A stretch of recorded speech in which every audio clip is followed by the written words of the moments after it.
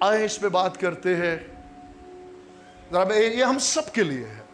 नाराजगी की दौलत से अपने लिए दोस्त पैदा करो। ये एक पार्ट है और मेरे साथ रहिएगा। अगला पार्ट बहुत जल्द खुदा ने चाहा तो हम आप लोगों के साथ शेयर करेंगे, लेकिन मैं बता देता हूं, नाराजगी की दौलत या हकीकी दौलत, आप क्या चाहते हैं? ये अगला हिस्सा है इसका। इसी चैप्टर के अंदर लिखा हुआ है, अगर तुम नाराजगी की दौलत में दयानतदार ना रहे, अगर तुम नाराजगी की दौलत में दयानतदार ना रहे तो हकीकी दौलत कौन तुम्हें देगा? ये खुदावंद के प्रिंसिपल है। अब जब हमें अगर पता होगा कि नाराजगी की दौलत क्या है और हकीकी दौलत क्या है, तो फिर ही हम समझ पाएंगे। इसलिए हम उसको देखेंगे। यहां पर इसमें 15वें बाब को आप पढ़ेंगे। मैं शॉर्ट करते हुए थोड़ी सी उसकी बैकग्राउंड जरूर देता हूं। 15वें चैप्टर में 2 ग्रुप है। पहली आयत में कुछ यीशु मसीह के पास फकीर फरीसी आते हैं मौका ढूंढने के लिए, और गुनहगार आते हैं उसका कलाम सुनने के लिए। उससे अगली बात, 100 भेड़ें हैं, चरवाहा है, एक खो जाती है, 99 को छोड़कर 100वीं को लेने जाता है। यह मुकद्दस लूका अंजील 15वां बाब। अगली बात,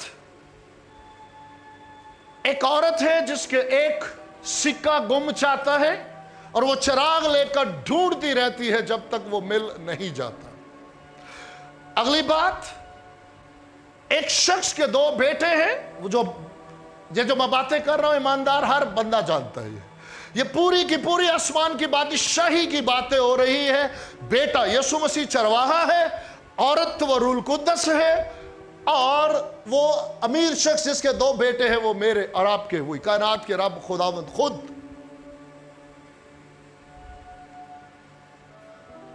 उसी से आगे हम 16वें में आते हैं। 15 के बाद क्या आता है? 16। यहां पे खुद यीशु मसीह एक तमसील सुनाते हैं एक शख्स के बारे में। कहते हैं कि एक शख्स मालदार शख्स है और उसका एक मुख्तार है जो उसके तमाम अकाउंट्स को देखता है। और एक दिन उसे पता चलता है कि उसका जो मुख्तार है वो बेईमान है, वो हेराफेरी करता है, और उसका मालिक बुलाकर उससे कहता है कि तू इस लायक नहीं कि तेरी ये जॉब कंटिन्यू रखी जाए। उसे वार्न किया जाता है कि जल्द तेरी ये जॉब जाती रहेगी। अगले ही लम्हे वो शख्स जैसे ही उसे मौका मिलता है, वो अपने मालिक के जितने कर्जदार हैं उनको बुला लेता है और एक से पूछता है कि तुमने कितने देने हैं। वो कहता है 100। वो कहता ला अपनी डायरी ला, अपना रजिस्टर ला, अकाउंट जिस पे है, और मैं तेरे 100 के 50 कर देता हूं। उसके बाद वो दूसरे को बुलाता है और वो कहता है तेरे कितने हैं? वो कहते हैं 100। वो कहता ला मैं तेरे 80 कर देता हूं।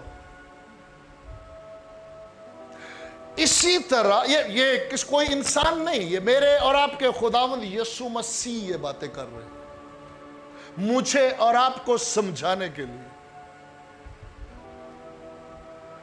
और वो शख्स ऐसा क्यों कर रहा है? वो शख्स इसलिए कर रहा है कि वो कहते हैं कि मजदूरी मुझसे होगी नहीं,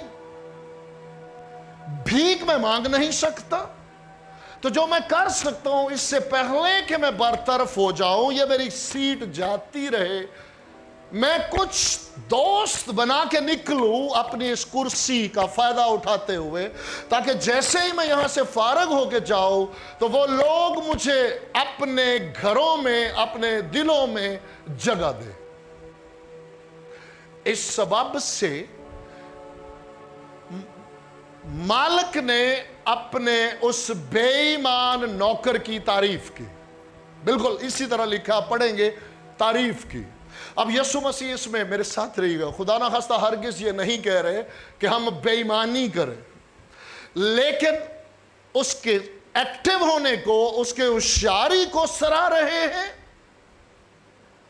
और ये बात अपने शागिर्दों से कह रहे हैं कि अलर्ट हो, खबरदार हो और देखो कि इस जहान के जो फर्जंद है, इस जहान के जो फर्जंद है वो नूर के फर्जंदों से कितने एक्टिव हैं, कि वो इस दुनिया के अंदर रहते हुए वो इन चीजों की कितनी फिक्र करते हैं। और काश के मेरे जो नूर के फर्जंद हैं वो इस दुनिया में रहते हुए उस दुनिया के लिए, आने वाले जहान के लिए क्या कुछ कर सकते हैं। अब नारास्ती की दौलत का मफहूम ये ना लीजिएगा कि शायद जो दौलत बेईमानी से कमाई जाए, जो चीट करके कमाई जाए, हरगिज नहीं। इसका ताल्लुक इससे है, हमारे बुजुर्ग आदम से गुनाह हुआ, उस गुनाह के सबब से जमीन नाराज ठहरी और सारी चीजें नाराज हो गई। सो इसको दूसरे लफ्जों में दुनियावी दौलत है, एक दुनियावी दौलत है और एक आसमानी दौलत है, हकीकी दौलत। इसलिए यीशु मसीह मुझसे और आपसे साथ में क्या बात करते हैं कि आज अगर तेरे पास वसाइल है, अगर तेरे पास पैसा है, तो तू क्या कर, उस तरफ माइल हो जिसमें रूह नजात पाए। ये मेरी और आपकी जिम्मेदारी है।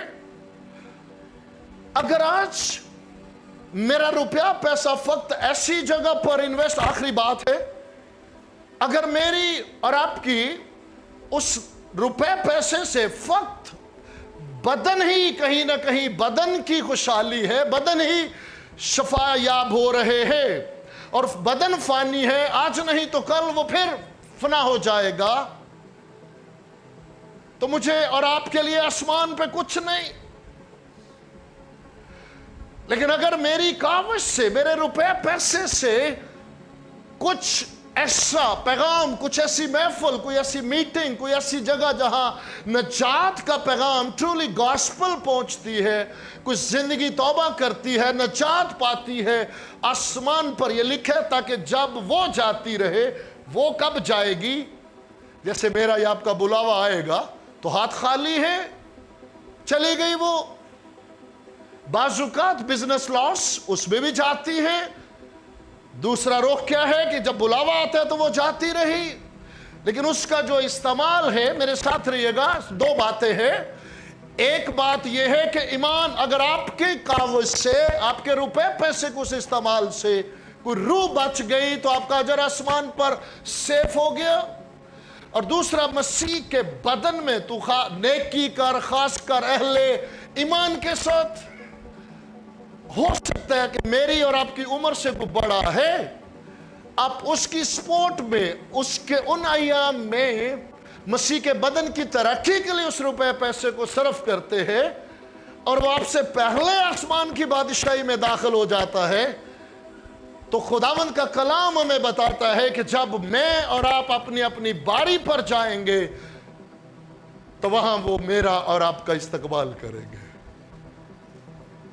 अब इसको इस तरह ना लीजिएगा कि इसमें जितना मैं खर्च करूंगा फिर मेरा दाखला होगा, नहीं।